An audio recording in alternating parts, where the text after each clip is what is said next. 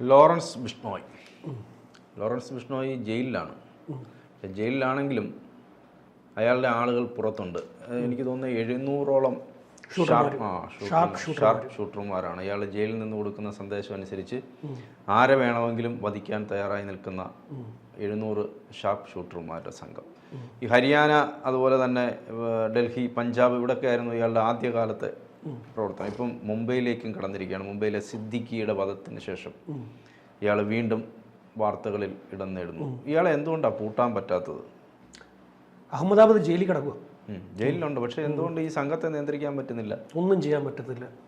ഏത് ജയിലിലാണെങ്കിലും അയാൾ ഫോൺ ഉപയോഗിക്കും. ഏത് ജയിലിലാണെങ്കിലും ഇദ്ദേഹം ഫോൺ ഉപയോഗിക്കാറുണ്ട്. ഇദ്ദേഹത്തിൻ്റെ സംഘത്തിലാണ് 700 പേരുള്ളത്. എത്ര വയസ്സുണ്ടെന്നറിയോ? 30 വയസ്സേ ഉള്ളൂ. 30 വയസ്സേ ഉള്ളൂ. ചെറിയ പയ്യനാണ്. പക്ഷേ ഇന്ന് ഇവിടുത്തെ ബോളിവുഡ് സ്റ്റാറായിട്ടുള്ള സൽമാൻ ഖാൻ ഉറങ്ങാൻ പറ്റുന്നില്ല. ഉറങ്ങാൻ പറ്റുന്നില്ല. അദ്ദേഹത്തിന്റെ വീട്ടിൽ കനത്ത സുരക്ഷയാണ് ഏർപ്പെടുത്തിയിരിക്കുന്നത്. അദ്ദേഹത്തിന്റെ അടുത്ത സുഹൃത്തുക്കളെ പോലും അങ്ങോട്ട് കയറ്റി വിടുന്നില്ല. ഏറ്റവും അടുത്ത സുഹൃത്തുക്കളെ പോലും കാണാൻ സൽമാൻ ഖാനെ കാണാൻ അനുവദിക്കുന്നില്ല. അദ്ദേഹത്തിന്റെ ഷൂട്ടുകളെല്ലാം ഷൂട്ടിംഗ് ലൊക്കേഷനിലേക്ക് പോകുന്നില്ല, മുടങ്ങുക ഷൂട്ടിംഗ് എല്ലാം. പേടിച്ചിരിക്കുക. കഴിഞ്ഞ കുറച്ച് നാളുകൾക്ക് മുമ്പ് അദ്ദേഹത്തിന്റെ വസതിയുടെ മുമ്പിൽ ഫയർ ചെയ്തെന്നേ. മുംബൈയിൽ ഫയർ ചെയ്തു. ഭയങ്കരമായിട്ടുള്ള ഫയറിംഗ് നടന്നു അദ്ദേഹത്തിന്റെ വീടിന്റെ മുന്നിൽ. അതിനുശേഷമാണ് ഇപ്പോൾ ഇദ്ദേഹം ഈ NCP മുൻ മന്ത്രിയുടെ കൊലപാതകം നടക്കുന്നത്. അത് കൊല്ലാനുള്ള കാരണം തന്നെ സൽമാൻ ഖാനുമായിട്ട് സൗഹൃദമാണ്. സൽമാൻ ഖാനോടുള്ള പക എന്താണെന്നറിയാമോ? മറ്റേ കൃഷ്ണമൃഗത്തെ വേട്ടയാടി. രാജസ്ഥാനില് കൃഷ്ണമൃഗത്തെ 98-ൽ വേട്ടയാടി. ഇത് ഒരു ബിഷ്ണോയി എന്ന് പറയുന്നത് ഒരു സമുദായമാണ്. അവരുടെ ഏറ്റവും പ്രധാനപ്പെട്ട വിശ്വാസത്തിന്റെ ഭാഗമാണ് കൃഷ്ണമൃഗം. ആ കൃഷ്ണമൃഗത്തെ വേട്ടയാടി എന്നുള്ളതാണ് സൽമാൻ ഖാനോടുള്ള പക. 2018 മുതൽ സൽമാൻ ഖാൻ ഭീഷണിയുണ്ട്, ബിഷ്ണോയുടെ ഭീഷണിയുണ്ട് ഇവരുടെ സംഘത്തിന്റെ. ഇത് ഗോൾഡി ബ്രാർ എന്ന് പറയുന്ന ഒരാളുണ്ട്. അയാളാണ് ഇതിന്റെ ബിഷ്ണോയുടെ ഇപ്പോഴത്തെ ഈ സംഘത്തെ നയിച്ചുകൊണ്ടിരിക്കുന്നത്. കാനഡ ഇരുന്നുണ്ടാ കളി. ഇത് 2022 മുതൽ ഇവര് ശ്രദ്ധയിലുണ്ട്. ഈ സിദ്ധു മൂസേവാലെ എന്ന് പറയുന്ന പഞ്ചാബി ഗായകൻ, അദ്ദേഹത്തെ ഇവരിങ്ങ് തട്ടി. അദ്ദേഹത്തെ ഇവരുടെ സംഘത്തിലെ മറ്റൊരാളുടെ കൊലപാതകവുമായി ബന്ധപ്പെട്ടാണ് ഈ പറയുന്ന പക തീർത്തത്. ഇവരുടെ എല്ലാം നേതാവായിരുന്നു റോക്കി ഭായ്. റോക്കി ഭായ് ആയിരുന്നു ഇതിന്റെ എല്ലാം നേതാവ്. ഇദ്ദേഹത്തിന്റെ എല്ലാം ഈ ലോറൻസ് ബിഷ്ണോയുടെ എല്ലാം സംഘത്തിന്റെ നേതാവെന്ന് പറയുന്നത് റോക്കി ഭായ് ആയിരുന്നു. റോക്കി ഭായിയെ 2016-ൽ തട്ടി. 2016-ൽ അദ്ദേഹത്തെ തട്ടി ഇവരെ 2020-ൽ ഇവർ മുംബൈയിലിട്ട് തട്ടി. ആരാണ് കൊല്ലുന്നത്? ഈ ലോറൻസ് ബിഷ്ണോയുടെ സംഘം. അവര് തന്നെയാണ് തിരിച്ചടിച്ചത്. റോക്കി ഭായിയെ കൊന്നത് വേറെ സംഘമാണ്. റോക്കി ഭായി ആയിരുന്നു ഇതിന്റെ എല്ലാം കേന്ദ്രം. 2010-ലാണ് ഇദ്ദേഹം LLB കാരനാണ്. LLB ഉണ്ട് പുള്ളിക്ക്, ഈ ലോറൻസ് ബിഷ്ണോയ്ക്ക്. LLBക്ക് പഠിച്ചുകൊണ്ടിരിക്കുമ്പോഴാണ് ഈ പറയുന്ന പ്രശ്നങ്ങളെല്ലാം ഇദ്ദേഹം പോയി ചാടിയത്. എല്ലാ വിഷയങ്ങളിലും പോയി ചാടിയത്. അത് അന്ന് ഈ വിദ്യാർത്ഥി യൂണിയന്റെ ഭാഗമായി നിന്നുകൊണ്ട് ചെറിയ ചെറിയ ക്രിമിനൽ പ്രവർത്തനങ്ങൾ ചെയ്തു കൊടുത്തു. ആദ്യത്തെ FIR തന്നെ അറ്റംപ്റ്റ് ടു മർഡറിനാണ്, കൊലപാതക ശ്രമമാണ് ആദ്യം തന്നെ നടത്തിയത്. പിന്നീട് ഇങ്ങോട്ട് 25 കേസുകളിൽ ഇദ്ദേഹം പ്രതിയാണ് ഇത് നിലവിൽ. ഇപ്പൊ ഗുജറാത്തിലെ ATS ആന്റി ടെററിസ്റ്റ് സ്ക്വാഡ് അതിർത്തി കടന്ന് ഇത് ചെയ്യുന്നു, മയക്കുമരുന്ന് കടത്തുന്നു.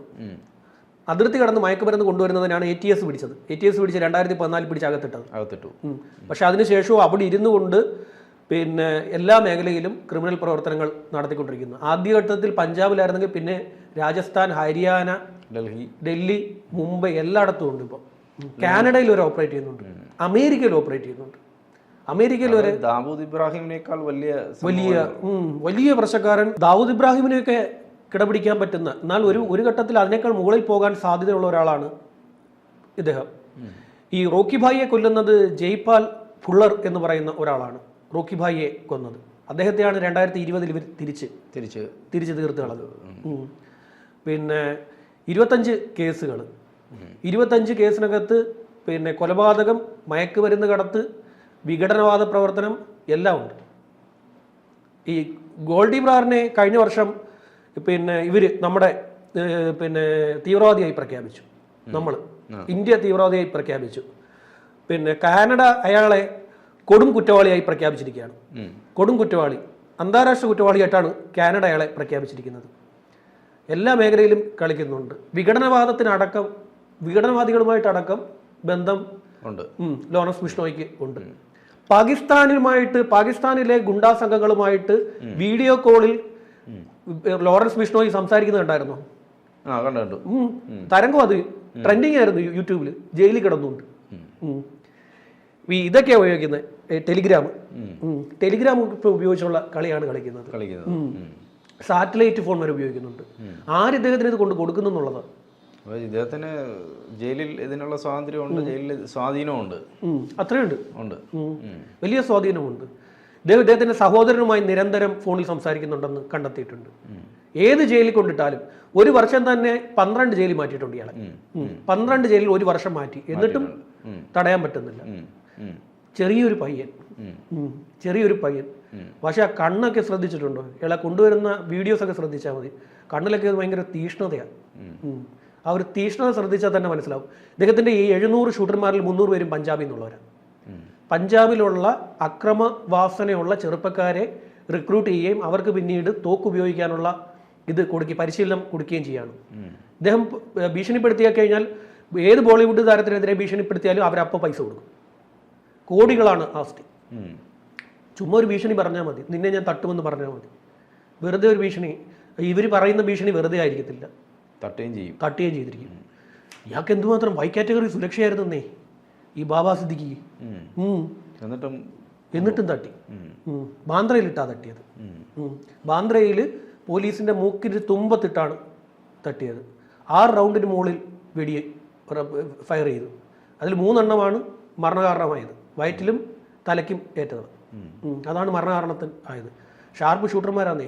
അവരവിടെ ഇതിന്റെ ആഘോഷം നടന്നുകൊണ്ടിരിക്കുകയായിരുന്നു. പടക്കം പൊട്ടിച്ചുകൊണ്ടിരിക്കുകയായിരുന്നു. പടക്കം പൊട്ടിച്ചുകൊണ്ടിരുന്ന സമയത്താണ് ഇവർ വന്നത്. എല്ലാം ചെറിയ പയ്യന്മാർ. വെടിവെച്ചെല്ലാം ചെറിയ പയ്യന്മാരാണ്. അതിൽ തന്നെ ഒരാൾക്ക് പ്രായപൂർത്തി ആയോ എന്ന് സംശയം ഉണ്ടായിരുന്നു.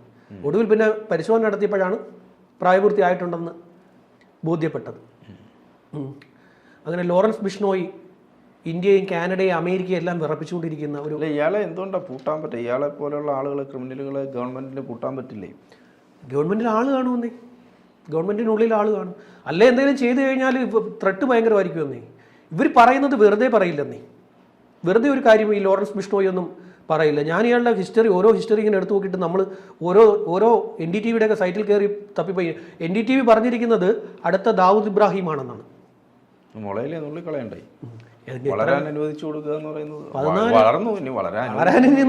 വളർന്ന് പടർന്ന് പന്തലിച്ച് കിടക്കുകയാണ്. ആരെ കുറിച്ച് പറഞ്ഞാലും അവർക്ക് ഭയമാണ്. ഇപ്പൊ സൽമാൻ ഖാനെ പോലെ ഒരു നടന് വീട്ടിൽ നിന്ന് പുറത്തിറങ്ങാൻ പറ്റുന്നില്ല ഇയാൾ കാരണം. ഒറ്റ കാര്യം പറഞ്ഞോളൂ, നിന്നെ തീർക്കുമെന്ന്. ഒന്നുമില്ല, അയാളുമായിട്ട് ബന്ധം വെച്ചാൽ മറ്റേ അങ്ങനെ തട്ടിക്കളഞ്ഞു. ഈ ബാബയെ തട്ടിയതിനാ സൽമാൻ ഖാനുമായിട്ട് ബന്ധമുണ്ട്, അത് മാത്രമേ ഉള്ളൂ പരിപാടി. ആ ഒരൊറ്റ കാര്യത്തിനാണ് ബാബയെ ഇവന്മാര് തട്ടിയത്. ഇനിയിപ്പോൾ അടുത്ത ലക്ഷ്യം സൽമാൻ ഖാനാണ്. അവർ പറഞ്ഞങ്ങനെ ചെയ്യുമെന്നേ. എന്തായാലും സൽമാൻ ഉറക്കമില്ലാത്ത രാത്രികളാണ്. ലോറൻസ് ബിഷ്ണോയി എന്ന് പറയുന്ന അയാളെ തളയ്ക്കണം ഗവൺമെന്റ്. കാരണം ഒരാളിങ്ങനെ വളർന്ന് പന്തലിച്ച് ജീവനും സ്വത്തിനും ഒക്കെ ഭീഷണിയായി നിൽക്കുമ്പോൾ അയാളെ തളയ്ക്കാൻ സിനിമയ്ക്കുള്ള കഥയുണ്ട്. അതെ. ശരി.